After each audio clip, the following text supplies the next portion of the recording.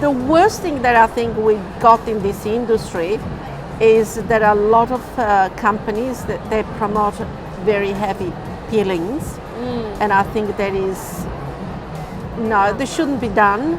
And as far as I'm concerned, they should be prohibited. People have found that in the 90s they had a lot of belief in the beauticians and put everything to them. But now with very strong glycolic peels and that, some people have had bad experience. So we have to re-educate and re-change everything. I think there still is a lot of work to be done in the industry.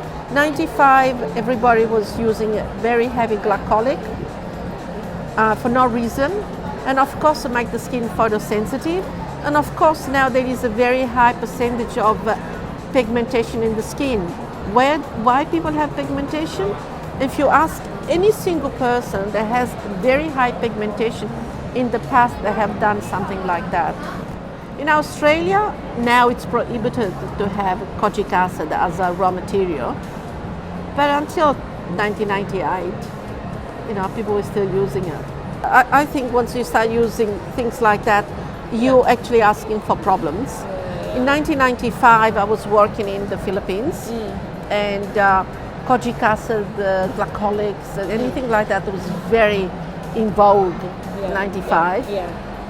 And they were just putting it on so they could lighten their skin. And of course, once you start using things like that, your skin becomes photosensitive. Once the photosensitive becomes on the skin, the melanin start to multiply, and you end up getting pigmentation.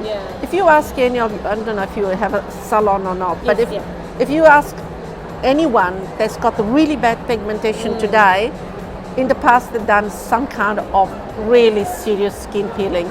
You see the ones that haven't done any serious skin peeling, they got no pigmentation. I don't use a sunblock on my face. Really? Wow. I was 58 last week. And I never used a peel on my face. Never? No. I never ever used a scrub on my face. No glycolic? God no. Lactic acid? Oh, Stuff? I'm very much against it.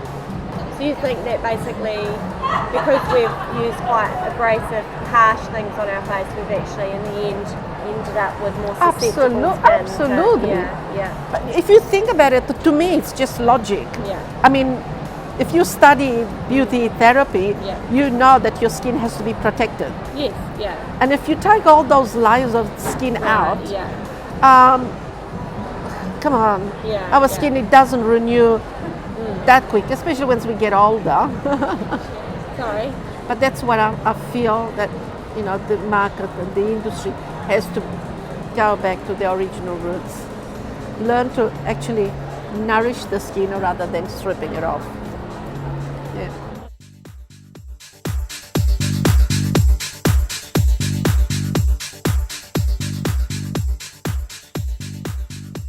I think the best invention was the laser hair removal. That has been an amazing, and it's interesting. Not many beauticians know the history of the laser hair removal, how it came up, because it was by coincidence that was invented. In 1995, there was a doctor in Sydney that used to do the ruby laser to remove tattoos, and he discovered that when he did the tattoo removing, the hair didn't grow back, and was a ruby laser. Back then, it was about $300,000, $400,000. There was only a few doctors that could use it, because obviously with the ruby laser you have to be very careful that it doesn't go too deep. And then an Israeli doctor invented it was called the Epilite, which is the pulse light. And there was a massive big machine. Actually, I went to Israel to see the machine. It was very interesting. And now, everywhere has got a laser. But I think there's been an amazing invention, definitely. And the other one that I have noticed is with the skincare products. They're more relaxed, the products. They've got the same pH of the skin, which like in the 70s, you had to use a toner to balance the cleanser, which was a very high pH. Now you don't use a toner anymore. It's got the same pH of your skin, which in the past you didn't have that. The pH was quite high. So that's another thing that has improved Yeah. a lot within the industry. Yeah, I think I've noticed that too with some of the skincare ranges as well. Like, you know, the last one that we took on at the salon, there was no toner. And we were like, whoa, there's no toner. Yeah. You know, and it's like, well, actually, you don't need it. No, Yeah. 90% of products today, you don't need it. You look, in summertime I like to use, and it's not a toner, it's a lotion. But the name of it now, it's a face lotion, it's not a toner. Yeah. The name toner doesn't exist anymore. Yeah. And the lotion is lovely in summertime to use to actually cool the skin down. Yes, yeah. Yeah, but that's another thing that I have noticed within the industry. Great. If you can take everything off from the bottom down, hop on the bed and I'll be straight back. So I went back in the room and I was like, I think it'll be difficult to do the treatment if you don't take your pants off. And he looked at me and he said,